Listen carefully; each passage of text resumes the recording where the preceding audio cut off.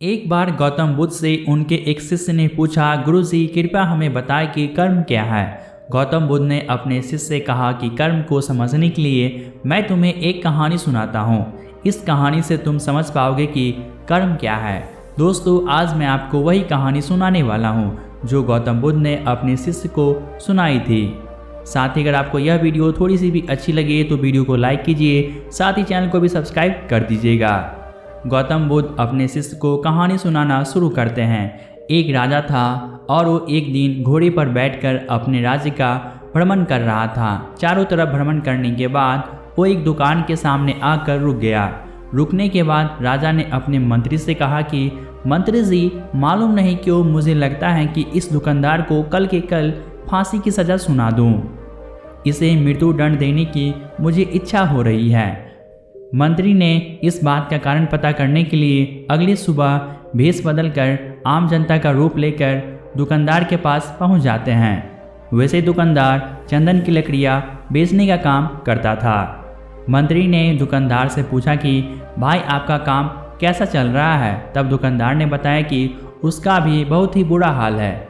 लोग उसकी दुकान पर तो आते हैं, उसकी चंदन की लकड़ियां देखकर काफ़ी प्रशंसा भी करते हैं, पर उससे कोई चंदन की लकड़ियां नहीं खरीदता है।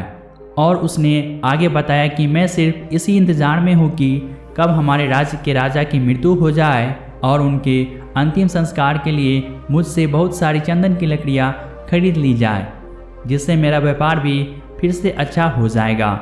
मंत्री को सारी बात समझ आ गई है कि यही वो नकारात्मक विचार है जिसने राजा के मन को भी नकारात्मक कर दिया है। वो मंत्री बहुत ही बुद्धिमान था, इसीलिए उसने सोचा कि मैं थोड़ी बहुत चंदन की लकड़ियाँ ले लेता हूँ। उसने दुकानदार को कहा कि क्या मैं आपसे थोड़ी बहुत चंदन की लकड़ियाँ खरीद सकता हूँ। दुकानदार ये सुनकर बहुत ही खुश हुआ। उसने सोचा कि चलो कुछ तो बिका।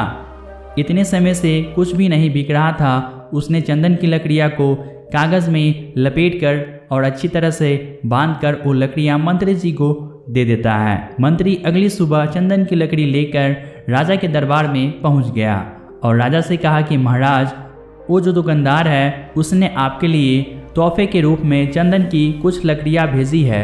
यह सुनते ही राजा बहुत ही खुश हुए और मन ही मन राजा सोचने लगे कि हम बेकार में ही उस दुकानदार के बारे में गलत बातें सोच रहे थे।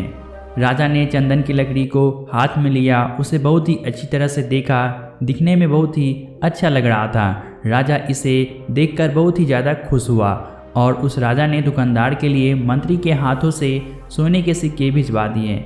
उसी आम जनता का रूप लेकर मंत्री अगले दिन सोने के सिक्के लेकर फिर से उस दुकानदार के पास जाता है। दुकानदार बहुत ही खुश हुआ। उसने सोचा कि मैं राजा के बारे में कितनी गलत बातें सोच रहा था। राजा तो बड़े ही दयालु हैं। और यहीं पर गौतम बुद्ध ने ये कहानी ख़त्म कर दी। ये कहानी जब ख़त्म हुई तब गौतम बुद्ध ने अपने शिष्यों से पूछा कि अब आप बताइए कि कर्म क्या है।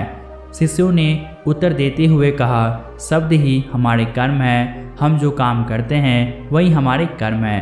जो हमारी भावनाएं हैं वही हमारे कर्म है। गौतम बुद्ध ने सभी शिष्यों के जवाब सुनने के बाद ये कहा, आपके विचार ही आपके कर्म हैं। अगर आपने अपने विचार पर नियंत्रण करना सीख लिया तब आप एक महान इंसान बन जाते हैं। जब आप अच्छा सोचते हैं तब आपके साथ अच्छा ही होता है और वो होता ही रहेगा।